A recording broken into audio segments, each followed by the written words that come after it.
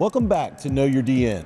I'm your host, Mark Christopher, and today we're talking about tool load management on the DN Machining Center. If you have one of our machining centers like the DNM, the SVM, or BVM, you're in the right place. This has been the most requested topic on our social media platforms and from our customers' direct feedback. So it's time to go over the benefits and how to make it work for you.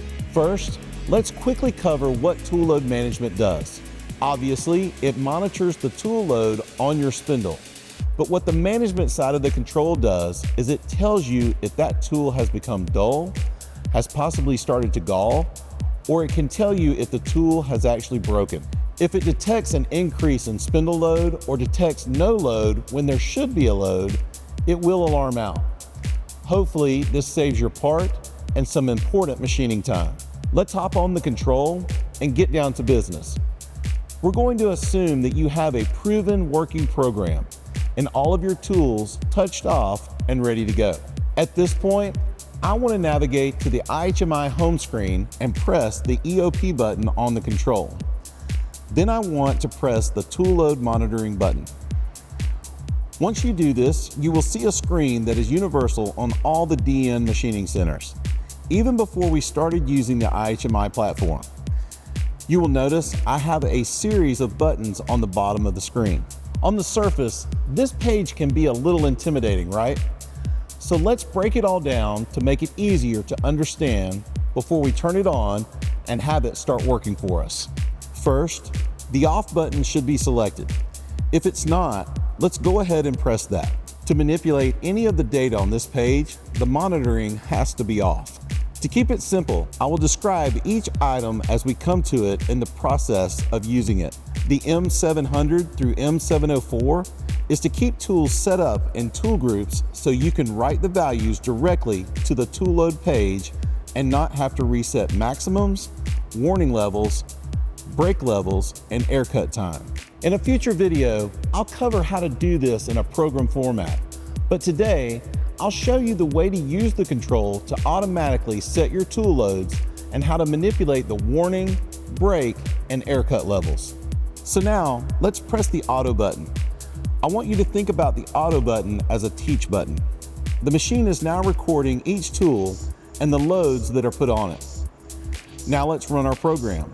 You must make sure that your feed override and spindle speed override controls are set to 100%. Let's put the machine back in memory mode, press the cycle start button, and let the machine run.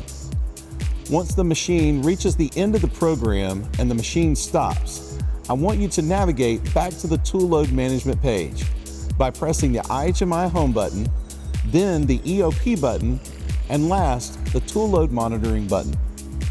Here, you will see all of the tools that ran, their RPMs, their max loads on the spindle, and different axes. This number of max load is just a range from 0 to 250 that is set by the machine when it's recording. What we care most about is the L1 and L2 values. The L1 is your warning status, and your L2 is your brake status. If the warning status is reached, it will cause the machine to have an alert message that it reached the warning limit, but it will keep running and finish the program. If the tool reaches the brake limit, it will go into a feed hold status and stop the spindle. Also, on the tool load monitoring page, you will see an asterisk next to the tool number. This is just to indicate that this tool has a condition that needs to be checked and cleared. This doesn't necessarily mean that your tool has broken or become damaged. It just means it's reached its max load limit that you set. These L1 and L2 values are percentages. Typically, I like to set the warn status at 10% and the brake status to 15% initially. This can take some trial and error when setting up. You may have to run it at 5 and 10 or 15 and 20, but 10 and 15 is a good place to start. Obviously, we can set these for the spindle and the different axes we care about monitoring.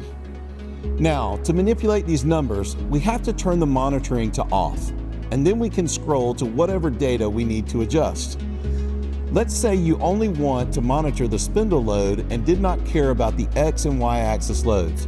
You simply make that max read 0. and the software will ignore that load.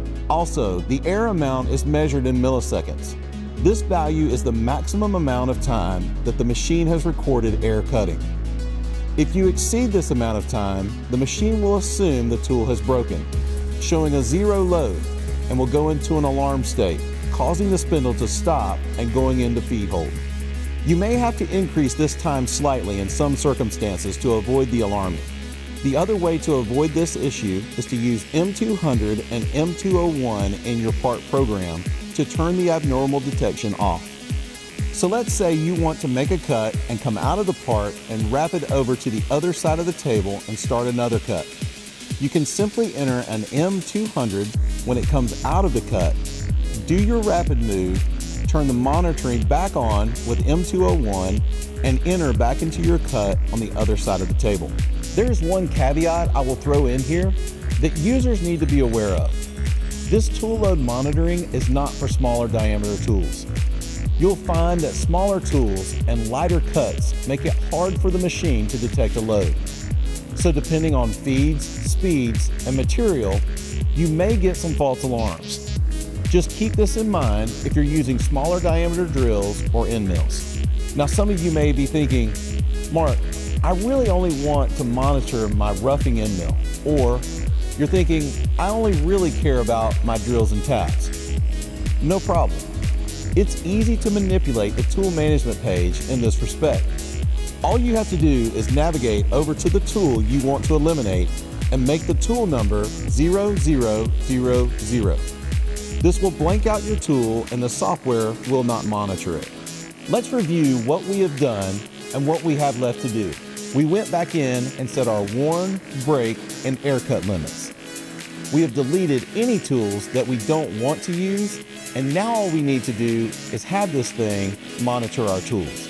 Stay on the tool load monitoring page and press the on button.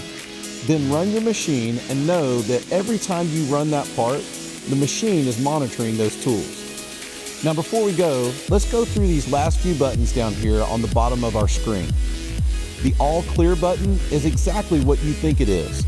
By pressing this button just one time, it clears all of your tool load data. So only press this button if you are ready to delete your current loads and reteach new ones. The parameter page is our main tool monitoring page.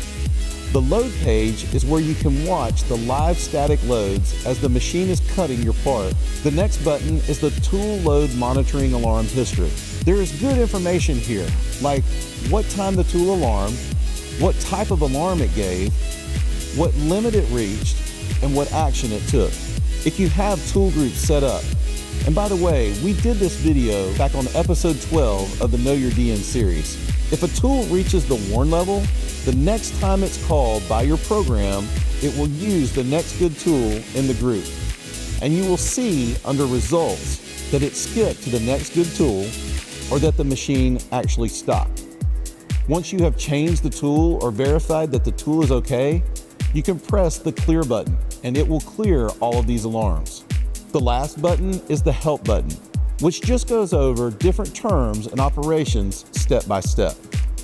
I know we went over a lot today, and I want to thank you for sticking with me. I hope this content was what you were looking for, and now you know a whole lot more about tool load management on your DN Machining Center. If you haven't yet, please like this video and subscribe to our YouTube channel. It helps us get in front of more DN machinists like yourself. You can also follow us on Instagram and LinkedIn at DN Solutions America. If you have something you think is really cool that you've done with your DN machine, we would love to see that work. Tag us and add the hashtag DNHouse. I want to thank you again for watching, and I look forward to seeing you in future episodes of Know Your DN.